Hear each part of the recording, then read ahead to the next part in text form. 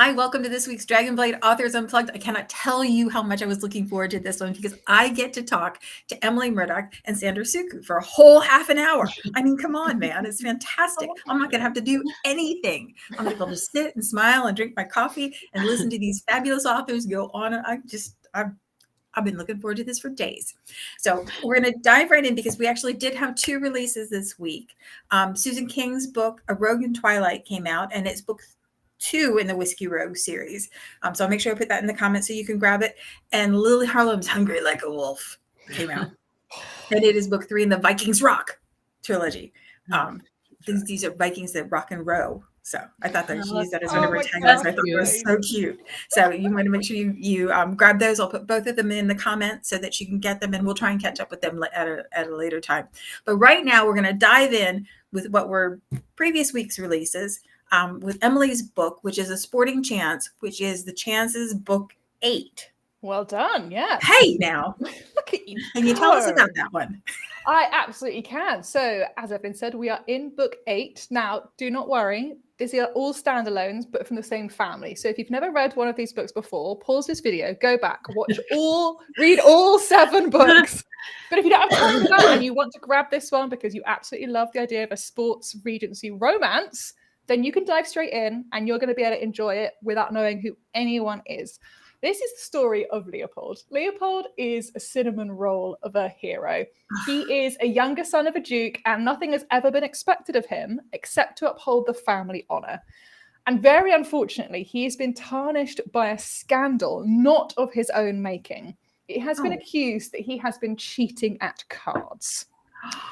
Now, not only is this absolutely outrageous and untrue, but he is a sportsman. He loves archery. He's absolutely obsessed about it. And the idea that he would cheat and lie about it is absolutely outrageous. So we start off the story with Leopold dealing with some very uncomfortable scenarios in society because everyone's looking at him as if he's a liar now. And it doesn't seem to matter what he says. No one believes him. Catherine, on the other hand, has escaped to London with her sister for an entirely different scandal. Her sister was found in a compromising position with a young man who has not deigned to marry her. Catherine has stood by her sister, and so her family have thrown them out with a small allowance because they can't stay in the small village. But in London, you can be anonymous. Nobody has to know anything. No one has to know that you have fled this scandal. And Kathleen and Leopold meet, and Kathleen likes what she sees. And she is very direct, and she demands lessons in archery from Leopold. So on the one hand, you have the hero who is absolutely pristine with a scandal that he doesn't deserve. And you have Kathleen, on the other hand, with her sister's scandal, which unfortunately she absolutely does deserve, but she's trying to keep secret from everyone in London because you don't want to be thrown out.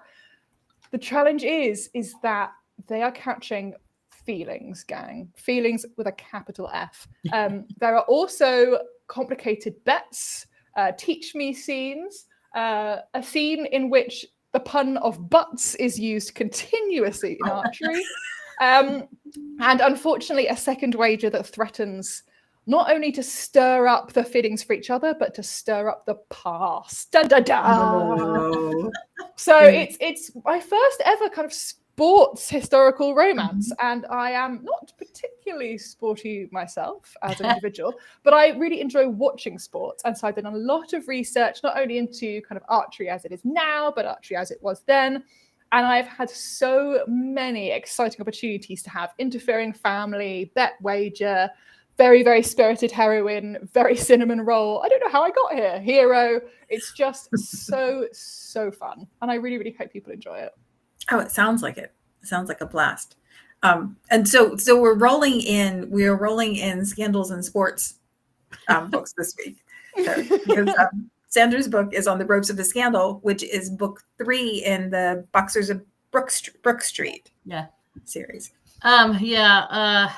This was an interesting series to write because, I signed contracts, probably 2 years in advance. So I'm like, hey, man, past Sandra said, it'd be fun to write a series about boxing in the Regency era. And then future Sandra comes along and she's like, I don't want to do that anymore. I don't want to do that. It's a lot of work. It's a lot of research. And it was a lot of, a lot of research, to the point that you have to call up, like YouTube videos and find out how these bodies move, so that you can write the fight scenes, the whole thing, the whole bit. And there's, language and the whole thing. So anyway, we come to Duncan's story here. Da, da, da. Yeah, he is the youngest of the Stapleton brothers. And nobody ever thought he'd do anything or amount to much. And, the dad died. The dad was an earl. He died. He left them not on, good terms with money and stuff. So they all had to go make a living somewhere. So the boys are like, okay, well, we've all learned how to box, from dad. That's his legacy. We're going to keep his legacy and make a little money on the side by opening a boxing salon, which is all well and good until it isn't. Until, scandals come, women come, the whole bit. So anyway, the first two boys in the series have been matched and married, and they're very happy. And when friends or family are happy in their relationships, they want you to be too. So they're all like, hey, Duncan, you really need to get your life together. You need to sort your shiz out, And he's like, no, I'm perfectly happy. I'm not tied down like you two are. I don't have a schedule. I'm okay with my life. So he goes out to do this illegal boxing match in Surrey. And, he's all cocky and confident because, younger child syndrome, and he wants to show his brothers up. So he gets in the ring and he doesn't win this night. And he loses the prize purse, but he also gets hit so hard on his head that he temporarily loses his memories and his amnesia. I know, amnesia. I don't do these particular tropes all that much because it's kind of difficult sometimes. But this one just kind of worked with the series and the flow of things. So then we have Phoebe. Sorry, I've written a lot here recently and I can't remember. Anyway, Phoebe's my heroine. She works at a bakery with her aunt. So, they're bakers, they sell buns and tarts and stuff like that. And everybody, really loves their stuff. So what she's tired of is being alone in her life. She's lost everyone that she's ever cared about, because people did in England back then. Nobody, stuck around for long. So her aunt's like, well, quit complaining about it. If you don't like it, then do something about it. She's like, okay. So one night she's locking up the bakery and Duncan stumbles through because he doesn't know who he is or where he is or what he is. And so, she's trying to help him out and she kind of recognizes his name, from the big boxing match earlier. And she's like, okay, well, here's a man that doesn't remember who he is or where he lives or what he's about, and I'm alone. What would be the harm in saying, hey, we're married, you're my husband, we live in a cottage in Surrey, we're good. No one's gonna know, right? What could possibly go wrong in this scenario? So she spins him this tale that he's a bricklayer in Surrey. He's her husband. They've been married for a while. And then she throws a kid on top of it like she's, expecting just to get him to stick in that story. And he goes along with it because why wouldn't he, He didn't know any better. He got hit in the head. So they're, the only plausible amnesia trope is like when you whack him in the head. They're living their life, for a week or so. And he's like, yeah, this is not a bad life. And the aunt is just having none of it. She's like, this is wrong. You need to tell him we're all going to be in trouble if you don't hurry up and do this. Well, before she could even do anything like that, the other brothers come down to Surrey because Duncan's been missing for a while, and they're like, bro, where have you been? Because he doesn't live with them. He lives in his own apartment at the Albany and stuff like that. So they're like, bro, where have you been? We haven't seen you since this boxing match. We just assumed that you were licking your wounds and embarrassed because you lost, this whole thing. And he doesn't know who they are. you know. Oh. And then they find out that Phoebe's lied, and they're like, no, we're not playing this game. We don't need any more scandal in our family. So, you know, the oldest brother marches them all back to London and makes them marry for real because, you know, they've been living in sin here, you know. So around about that time, Duncan's memories start coming back.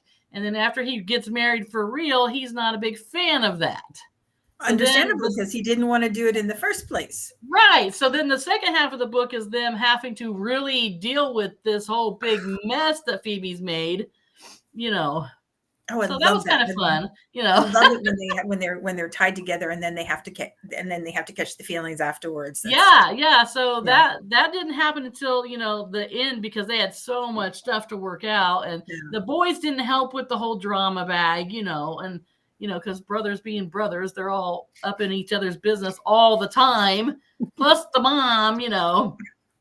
Oh, so yeah, it was a really fun one to write. Plus, you know, you have the boxing scenes within the story and things like that. So you could say pugilist in regular conversations, just like I mean, it was great. I mean, you know, there's so many terms, and you know, the fact that it was illegal back then anyway just makes it all the more exciting. And very cool. How many more of these do we get? This is the last book right now. I'm not saying that I wouldn't want the series to be expanded. I just don't have time to deal with it right now. You know, I'm boxers can wait. I've got another series coming out with Dragonblade that starts in December, and you know, I've got a lot going on right now, so I might revisit this one just because it was so exciting and fun, and you know, you just learn so much new information, you know. So, and I think sometimes it's, without wanting to interrupt, but I'm going to do it. I think sometimes you end up being inspired by what you write, even though it's based hundreds of years ago. Definitely. For example, after all of the research I've done on archery, I am going in a few weeks. I'm very excited. Crossbow bolt shooting and axe throwing. Wow. Because I was like, well, I've done all this research and I've done all this reading about the different stances. Have you ever done archery before? I've never done it. I've done it. It's really fun. I've done it once in a castle in a kind of medieval, because being British, you can tell by the delightful accent. We have a lot of castles. And in the summer months, they often do like medieval fairs. And so it's not like Ren Fair. It's very, very kid focused. It's kind of 10s and under focus. But we went on a very rainy day and there was no kids, and they were like, do you want to have a go at archery? And I was like, try and stop. It's fun. I like it. But it was one sport I do like, you know. But it was very kind of kids bows and arrows. Like it wasn't proper kind of stuff. So yeah, axe throw. Who knows? Axe throwing, maybe I can weave that back into a historical romance. I'm not quite sure, but I'm sure there's a way to do it. I mean, it's just interesting what you find out along the way, and then you know, you pull out these bits here and there. You're like, you know what? That would be a really interesting thing for my heroine to do in an upcoming book. You know, all this stuff and completely. But the trouble is, and I don't know if you find this, I definitely find this, and it's the Tiffany effect for anyone who wants to go and look it up. Is that sometimes you find stuff in your research which sounds bonkers, but it's completely true. But if I wrote it in a book, I'll get readers emailing me being like, exactly. Oh, I think you made a mistake. This wouldn't have happened. And I'm like, no, it really, or the reviews did. Would say, this would never happen in the Regency era. Yeah. And or the reverse. Like, yes, it would. Here's my proof. Or the reverse, where you're like, oh, well, everyone has it in, you know, Bridgerton, not to shade on Bridgerton. We love Bridgerton. Thank you, Julia. But, you know, Bridgerton or like Jane Austen adaptations. And I'm sitting there going, but they would never have. But people expect it now, because since the 90s, it's been in every period drama. And so now it's just become a part of what happens in a Regency romance. Well, that's the flip side of that, because you're like, no. Yeah, it's always a danger for those of us who get our history through fiction, which is it's sometimes it's really difficult, because you're like, I know you saw it on TV, but you know. I mean, my favorite example, and you know, I'm going to take us slightly out of Regency, because I know there are some wonderful Dragonblade authors who are writing medieval and Highlanders. So, you know, depending on what you love in history, there is a Dragonblade book almost certainly for you. But one of the things I love is that if you watched a TV show based on like 12th century England, so like the let's go a bit later, like 13th, so like 1250s, 1270s. So this is like 800 years ago. If you saw a kind of panning TV shot of, you know, a gentleman wearing spectacles, eating with a knife and fork, people would go, oh my goodness, spectacles in the medieval era, that's ridiculous.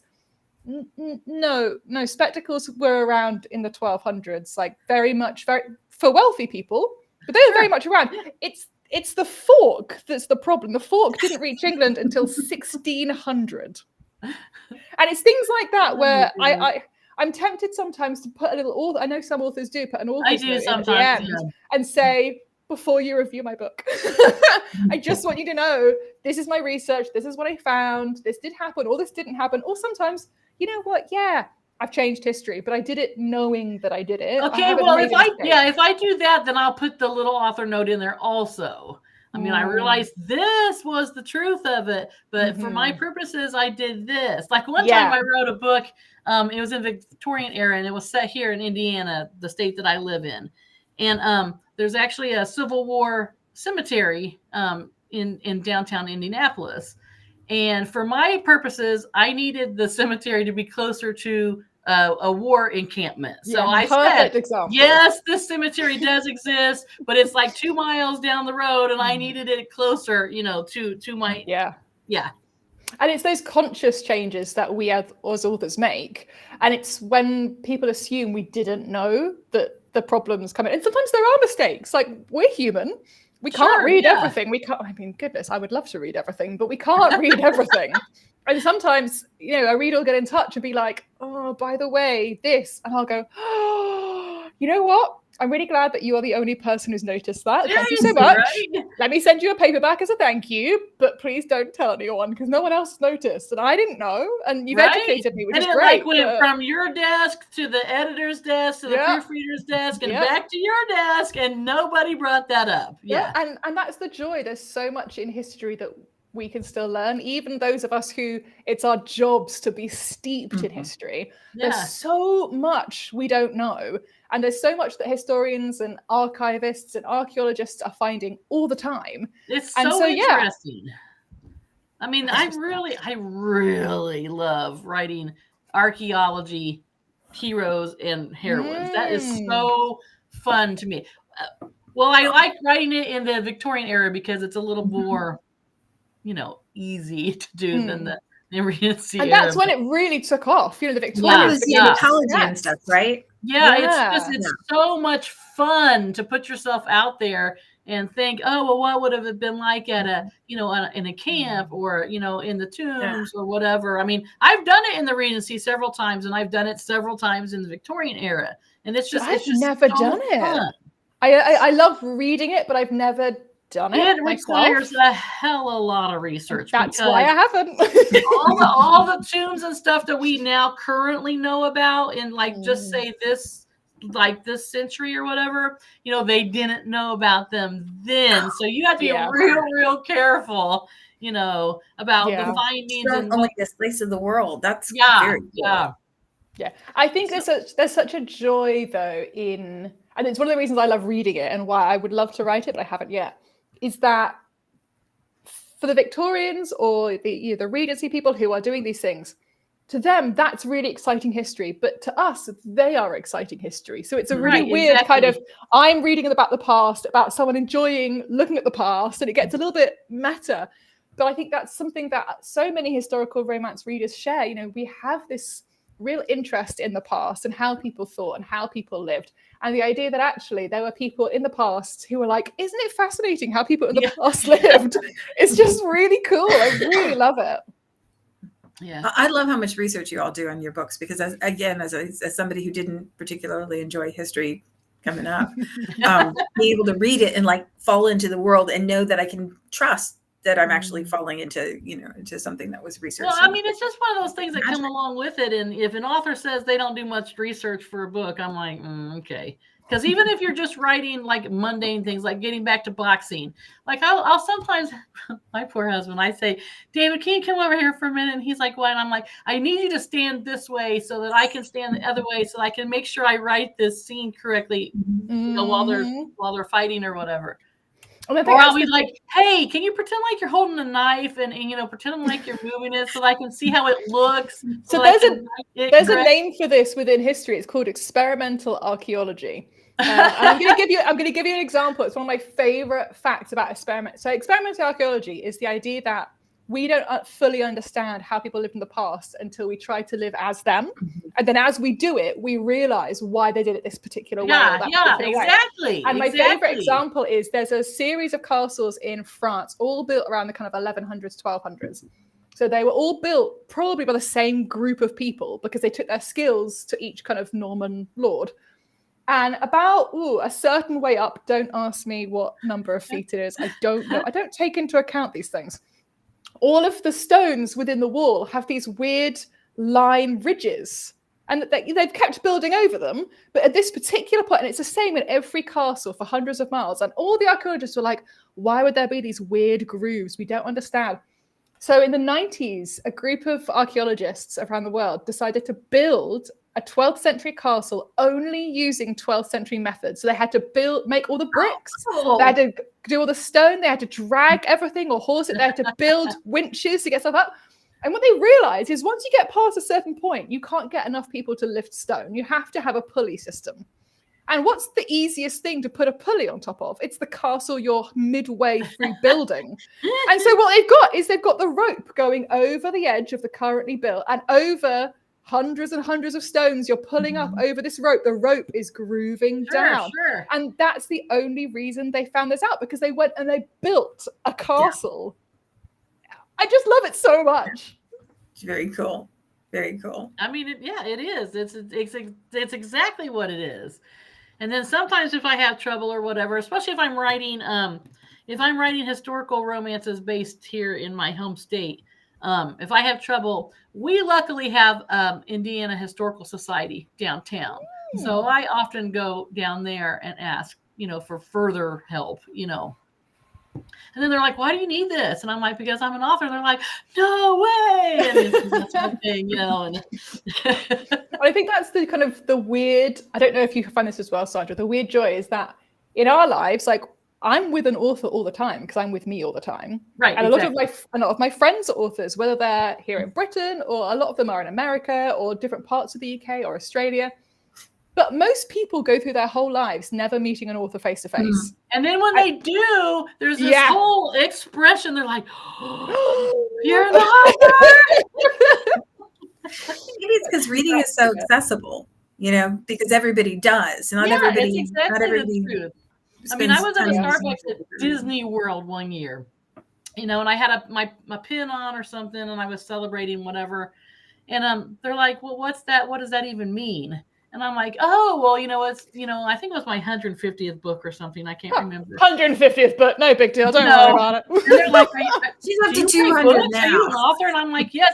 Literally the whole line at Starbucks stopped. And they came over to my window just to talk and get like business cards and stuff.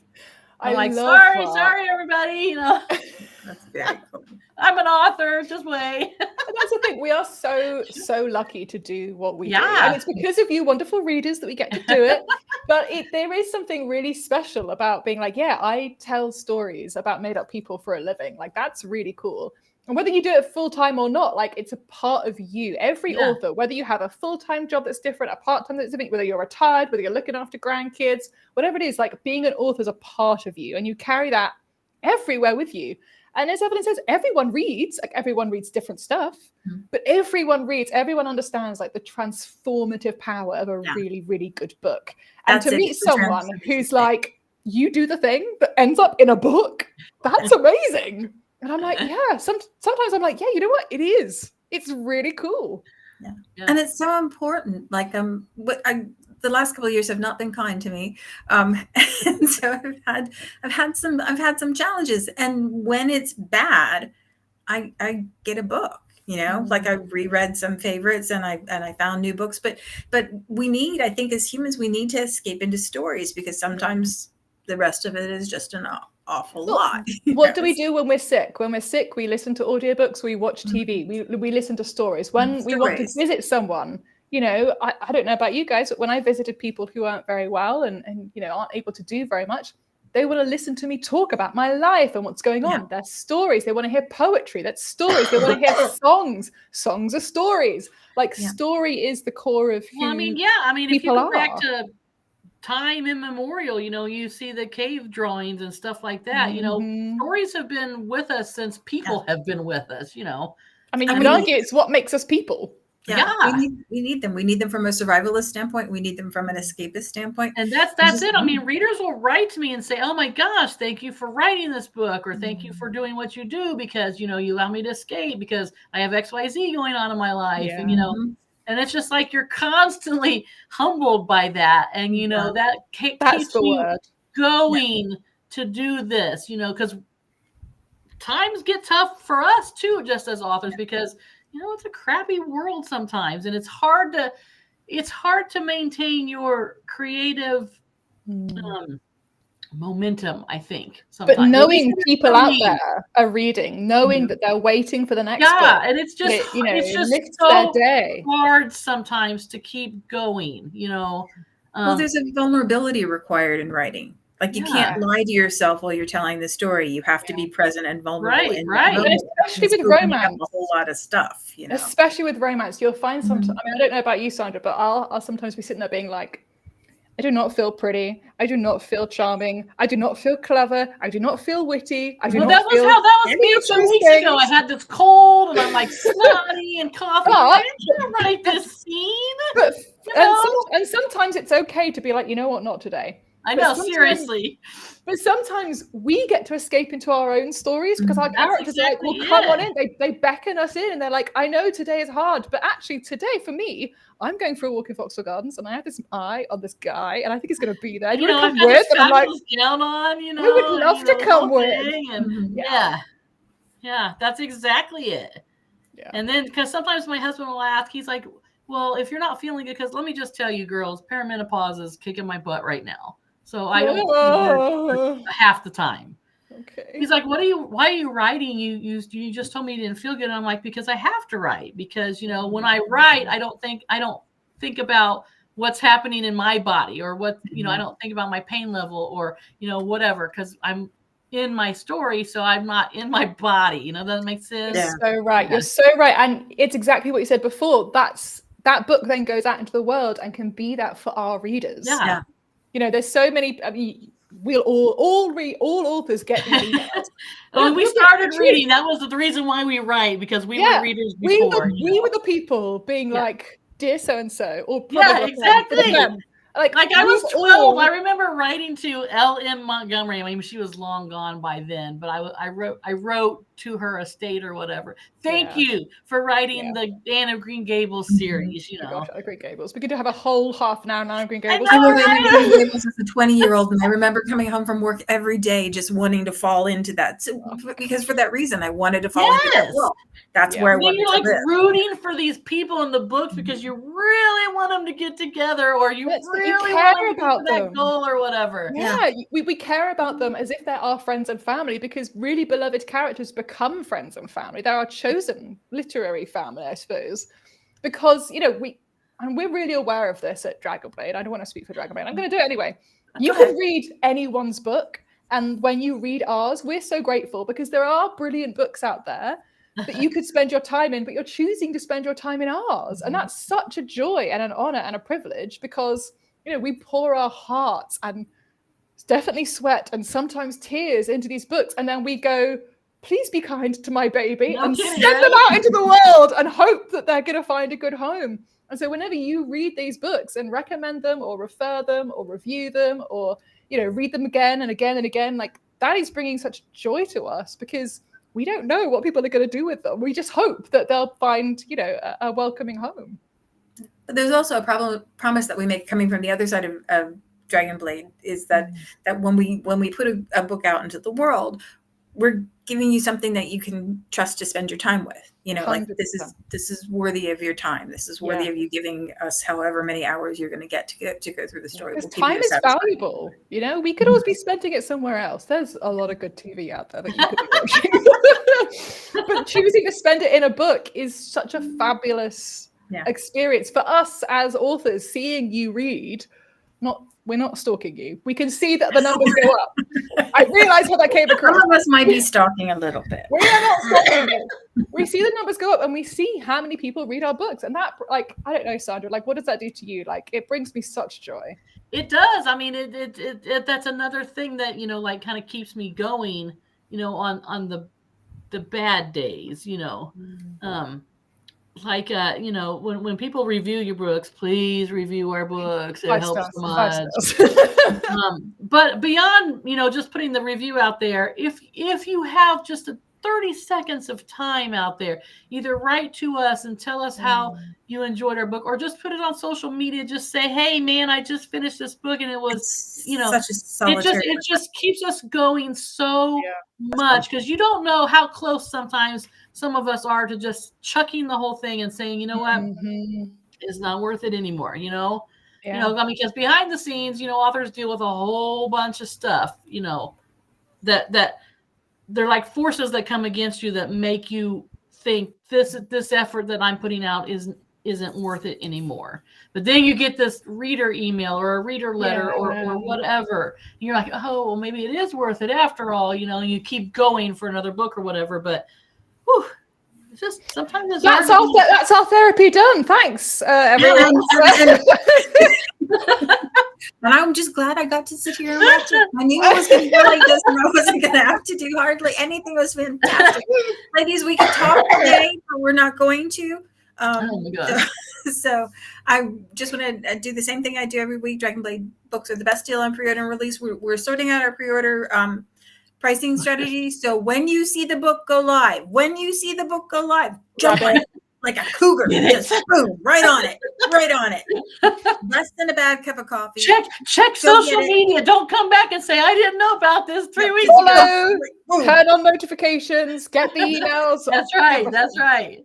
The fastest way to know about things is to follow the Dragonblade blog and also to join the newsletter, because we do sales almost every month and we promote the sales in the newsletter. You can always find a Dragonblade book to read. You can find a sweet book, a steamy book, an in-between book. You can find Vikings. You can find boxers. You can find Regency archers. You can find all kinds of things to read. I've got librarians coming up.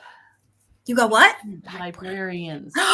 That's right. I saw the Publishers Marketplace announcement for that one. I'm excited about that series. I got the covers too, so they'll be revealed next month when I do awesome. takeovers. Awesome. I haven't seen the covers yet, but I do remember when the Publishers Marketplace announcement came through. I thought, ooh, and that series I definitely want to expand, because it's been really fun. Yeah. I mean, come on. Sexy librarians, rogues, come on. Yeah. That's not allowed. Come on. Yeah. Ladies, thanks so much for taking the time to be with us. Readers, thanks so much for taking the time to read the books. We'll be back here the same time next week, and I will make sure I pop the links to all 4 books in the comments so you can grab them, so you can get Lily's book and Susan's book and Emily's book and Sandra's book, and you can read in Kindle Unlimited, so you don't even have to stop. There's no barrier to entry. Just cougar right on in there. All right, ladies, thanks so much. Bye. Bye.